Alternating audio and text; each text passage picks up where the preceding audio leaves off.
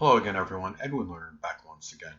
In this YouTube astrological segment, I'm going to be giving you my Cancer September 2019 horoscope forecast part 2 of 2. And yes, this does apply and pertain to the Sun, Moon, and Ascendant. Anyway, first thing up is as far as September goes, Venus will be in Libra from the 14th until the 30th. So the fourth house is what will be emphasized and highlighted.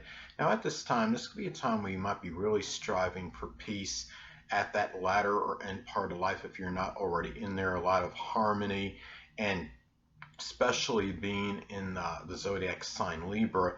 And also, this could be time too. You may be, if you're unattached at this time, Cancer, you may connect with a Libra Sun, Moon, or Ascendant person, or simply one that embodies Libra characteristics. It could be somebody that you're really close to home with, or somebody that's very prominent in your home and family life. It may even be prominent in the latter or end part of your life if you're not already there. This could be and even if you are there, they still could be prominent in it, of course, if you're currently in there, obviously. But anyway, the thing about this is, too, it could also be a time where you're valuing a lot of diplomacy, tact, refinement, um, peace, equality, fairness, balance with people you're close to home with, your family, the less dominant parent, which is often the mother. It could also be balanced spending, so to speak, and getting in touch with your roots and your ancestry at this time, such as going on Ancestry.com. You might be spending money fairly evenly on various sources to get in touch with these people. So anyway, next thing up. Well, Mars will be in Virgo, so the third house is what will be emphasized and highlighted. So at this time, you might find yourself, this could indicate an abundance and surfeit of mental and physical energy at this time. The situation with siblings, cousins, neighbors may be more contentious and acrimonious than usual, more acerbic. It could be with a lot of derogatory remarks, a lot of judgmental and critical energy, but it could also be putting a lot of energy into service related things that are connected with short journeys, such as running errands for people. And also too, it could just be putting a lot, really at this time too, you might find yourself, if you're unattached at this time, Cancer, you may connect with a Virgo, Sun, Moon, or Ascendant person, or simply one that embodies Virgo traits. It could be for a sexual liaison. It might be someone you meet in your neighborhood. It could be somebody you meet through short journeys, or even someone you may have known from your early education. So anyway, and it might be a time too where you might be a little bit more outspoken in your speech, more so than usual at this time, since we are talking about Mars and the third house of communication. So anyway,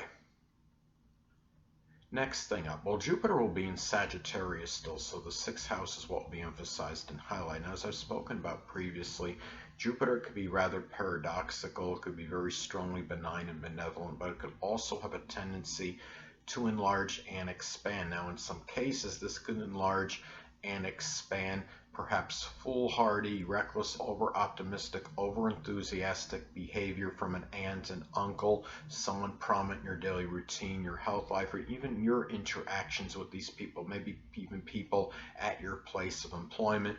Some cases too, this could also enlarge Sagittarius type health issues, such as something perhaps with the thigh, the sciatic nerve, the liver, anything that could be Sagittarius related. So anyway, and the thing about this too is it also could be very very auspicious for Sagittarius employment at this time, such as something with advertising, publishing, sports, horses, working with stables, something with translation, foreign travel, the law, religion. And also too, at this time, you might find yourself, this is about really incorporate, really this can be very positive and fortuitous, perhaps for putting a lot of jocularity, joviality, and just a lot of general goodwill in your daily routine at this time, and in benevolent service perhaps for others at this time as well. And you might be benefiting more through matters with employment more so than usual. So anyway, Well, the next thing up is Saturn will be in Capricorn still. So the seventh house is what will be emphasized and highlighted. So at this time, you might find yourself dealing with some restrictions and limitations in your relationships. It could even be in lawsuits in some cases. It could be just a lot of laborious efforts in these matters, in legalities, and dealing with perhaps older open adversaries and legal opponents at this time. Now, in some cases, this may manifest in having to take care of a sickly or debilitated significant other, a grandmother, a marriage partner. It could be something Capricorn related, such as something with the knees, the bones, the joints, the hamstrings, and maybe making you feel somewhat despondent and melancholy at this time. And again, older people might prove to be open adversaries at this time, but it could also manifest in some cases in some kind of Saturn like competition, such as something you might be involved in some business or political competition with somebody, or even if there's Saturn could also be about dentistry. If there's a dentist in the area that had just come along, and you might even feel like you're in some kind of competition with him. It could also just manifest in very serious competitions in general at this time.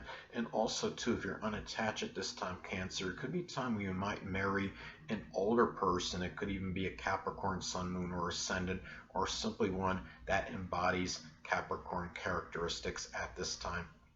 Next thing up, Uranus will be in Taurus still, so the 11th house is what will be emphasized and highlighted. At this time, you might find yourself perhaps dealing with unusual, stubborn, obstinate behavior from friends, acquaintances, people that you know in groups, clubs, organizations.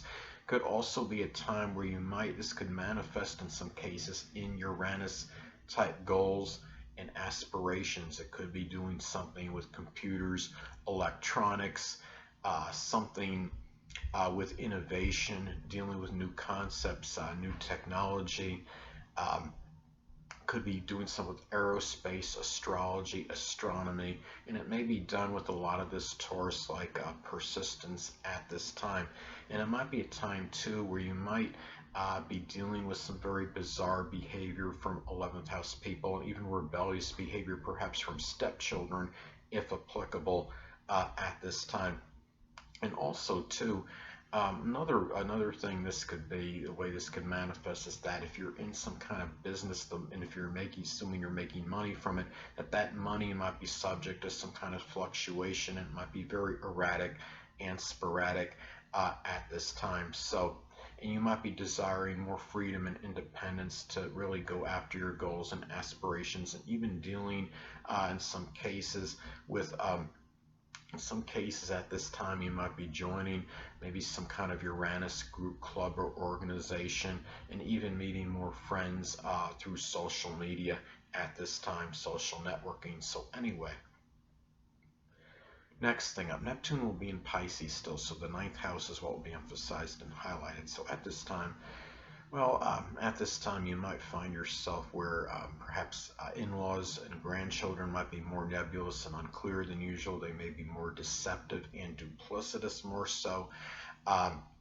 It could be a time too where you might find yourself dealing with very confusing and confounding legal issues. This is the law as far as the 9th house goes. It's also a time too where you might be pursuing a Neptune type higher education course. It could be something connected with poetry or dancing, photography, chemistry, doing something with anesthesiology, something with the metaphysical, which includes astrology, spirituality. And at this time too, it could be taking long distance journeys by boat or sea.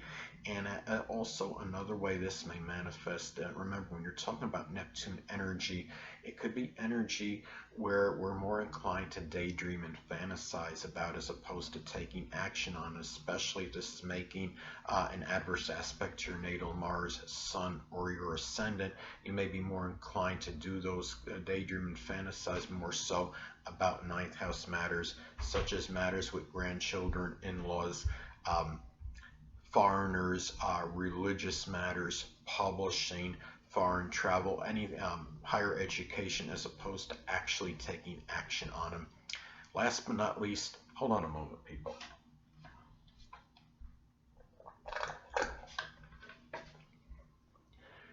Pluto will be in Capricorn still, so the seventh house is what will be emphasized and highlighted. So at this time, well, I know a lot of you don't want me to say the dreaded D word, but you know I'm going to anyway. Now, in some cases, this may manifest the actual or literal death of a significant other, a marriage partner, even a grandmother in some cases. Could also be about the destruction, obliteration of your relationships, but also perhaps the revival of them as well. Remember that Pluto can often supplant. If something is gone, it could often, something can be replaced with it, I believe, or at least revived at some point in time.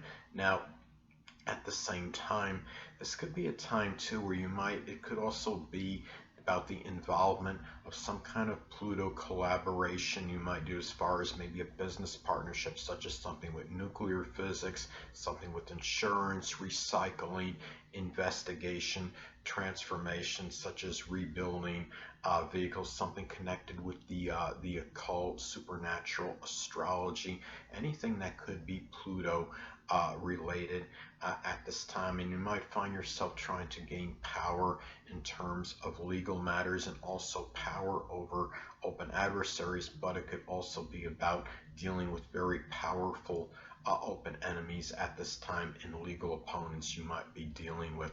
So anyway, people, that'll conclude this YouTube astrological segment for my Cancer September 2019 horoscope forecast part 2 of 2. Stay tuned next time where I'll be giving you my Leo September 2019 horoscope forecast part 1 of 2. Two things I want to get with you on before I head out. Firstly, the stars may impel but do not compel. And secondly, never isolate any single astrological element, aspect, planetary placement, position, configuration, influence, or what have you, and make an analysis of a person astrologically speaking based on this alone, because astrologically speaking, the person is the sum of all their components in their natal chart and not just one. Until next time, people, stay well.